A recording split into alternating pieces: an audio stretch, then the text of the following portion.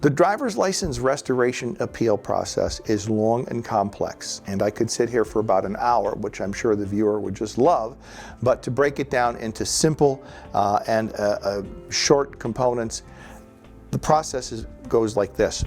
You have to get a substance use evaluation. You have to have at least 3 letters of support. In my office, we require 4.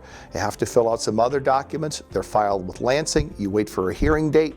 You get your hearing date. You show up and argue your case. Those are the components in essence. The way it works in my office, we bring a client in for an initial 3-hour meeting, the primary purpose of which is to prepare for that substance use evaluation. Because the substance use evaluation, often called substance abuse evaluation, is really the foundation of a license appeal, making sure that that's good and solid and done right is of key importance. So we'll spend 3 hours, most of which will be dedicated toward making sure the client's ready to leave my office and see my evaluator and get that done correctly.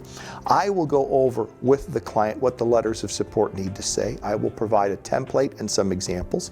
We'll make sure that they're sent back to me in draft form so that we can edit them and make sure that they're done properly. And then ultimately, when all of the paperwork has been done and done correctly and rechecked so that we're sure it's been done correctly, we'll file it. We'll get our notice from the state telling us when the hearing will be, and in particular who the hearing officer will be that's deciding it.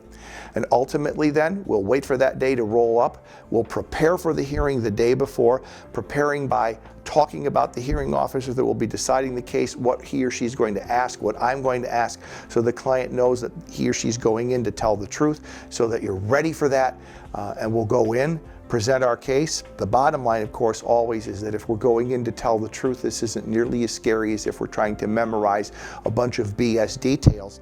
Go in and tell your story and win your license back.